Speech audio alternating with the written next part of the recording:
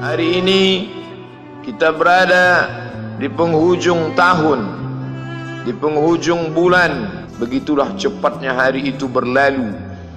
Hari berubah menjadi pekan, pekan menjadi bulan, bulan menjadi tahun, tahun menjadi windu, windu berubah menjadi abad.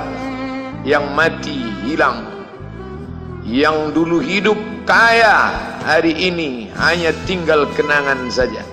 Kemana mereka dulu yang hebat-hebat, bangsawan, para penguasa?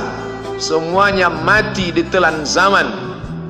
Yang tinggal hanya apakah dia orang paling baik, dicatat dengan tinta emas, atau dia orang paling jahat, dihujat, dicaci dan dimaki.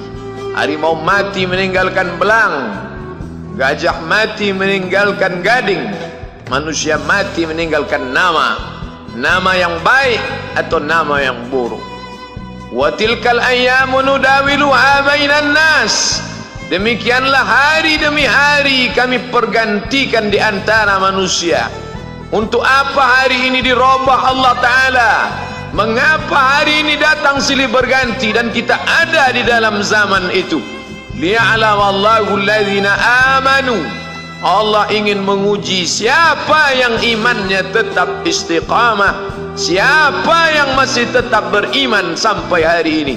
Khatib mengucapkan alhamdulillah, nikmat yang paling besar adalah nikmat istiqamah dalam iman dan Islam. Berapa banyak ketika hari berubah, yang dulunya dia adalah orang baik-baik, hari ini berubah menjadi tidak baik. Yusbihu mu'minan, pada waktu pagi dia beriman, wa yumsi kafiran, petang hari dia berubah menjadi kafir. Maka kita selalu meminta, ya muqallibal qulub, wahai engkau yang membolak-balikkan hati, tsabbit qulubana, kokohkan hati kami, ala dinik, dalam agamamu, wa ala ta'atik, dalam ketaatan kepadamu. Berapa banyak yang dulu susah melarat, miskin, untuk sesuap nasi pun sulit, tapi begitu dilapangkan Allah rezekinya, tidak menjadi hamba yang bersyukur. Dia lalai, dia sangka itu karena jerih payahnya, dia kufur nikmat Allah Subhanahu wa ta'ala. Tapi siang hari ini alhamdulillah, ada hamba yang disehatkan Allah, dia tetap bersyukur. Ada hamba yang ditingkatkan Allah rezekinya, dia tetap bersyukur. Ada hamba yang dinaikkan Allah kuasanya, dia tetap bersyukur. La in syakartum, kalau kamu syukuri nikmat itu, la azidannakum, pasti akan kutambah. Wala in kafartum, tapi ingat, kalau kamu kufur, kamu ingkar, inna azabi lasyadid, azabku amat sangat hebat, amat sangat dahsyat, amat sangat mengerikan. Berapa banyak orang di masa lalu mati dalam azab Allah Subhanahu wa ta'ala. Tapi itulah manusia, diambil dari kata nasya, lupa. Dia tidak pernah ingat apa yang pernah ditimpakan Allah kepada kaum-kaum sebelumnya. Wa ila samud akhahum salihah, kepada kaum Samud diutus Nabi Saleh. Mana mereka sekarang? Punah, musnah, tidak ada lagi di atas muka bumi Allah. Wa ila Madyana akhahum Syu'aiba, kepada kaum Madian diutus Nabi Syu'aib. Mana mereka sekarang? Punah, musnah, tidak ada jejaknya di atas muka bumi.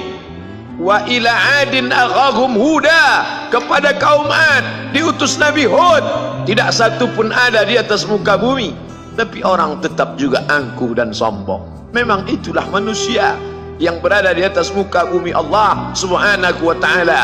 Maka orang-orang yang baik tidak pernah berhenti mengajak kepada kebaikan.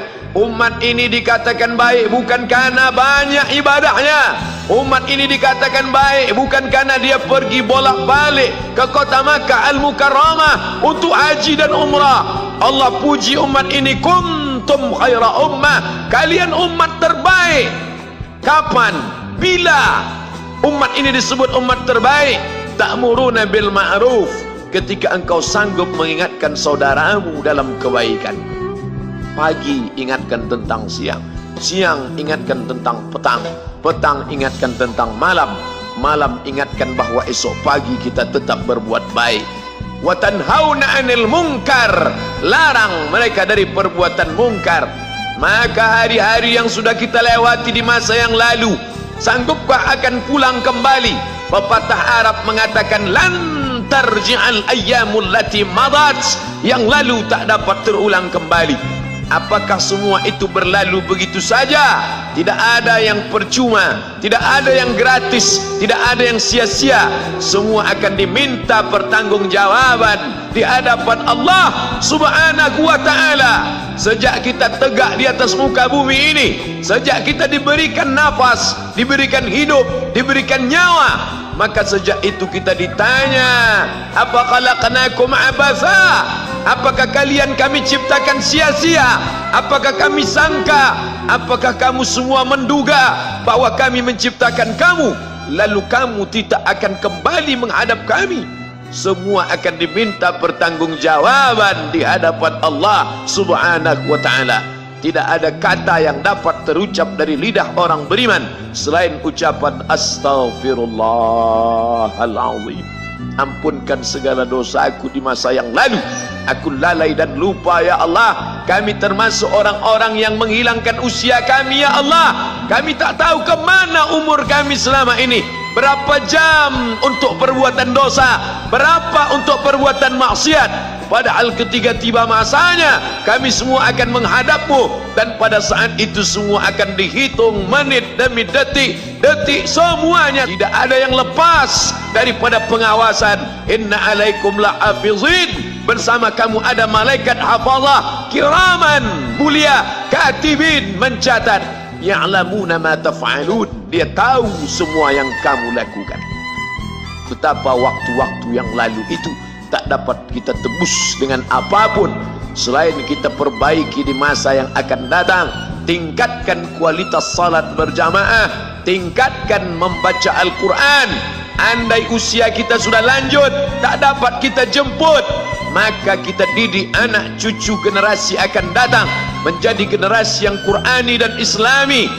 Sab'atun yudhilluhumullah, ada 7 di antara yang dapat naungan Allah. Yauma la dhilla illa dhilluh, hari itu tidak ada naungan kecuali naungan Allah Subhanahu wa ta'ala.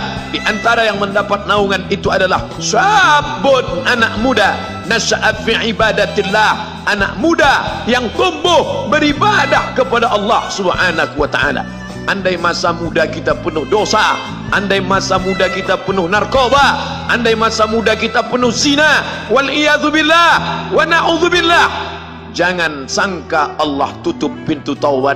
Innallaha la yaghfiru ayyushraka bihi, Allah tak terima taubat orang yang mempersekutukannya. Wa yaghfiru ma duna dzalika liman yasha, tapi taubat selain itu diterima, dibukakan Allah Ta'ala. Mari perbaiki anak menantu, cucu, kawan, sahabat, andai talat, ajak ke jalan Allah Subhanahu wa ta'ala. Itulah salah satu memperbaiki yang masa lalu, kita perbaiki di masa yang akan datang.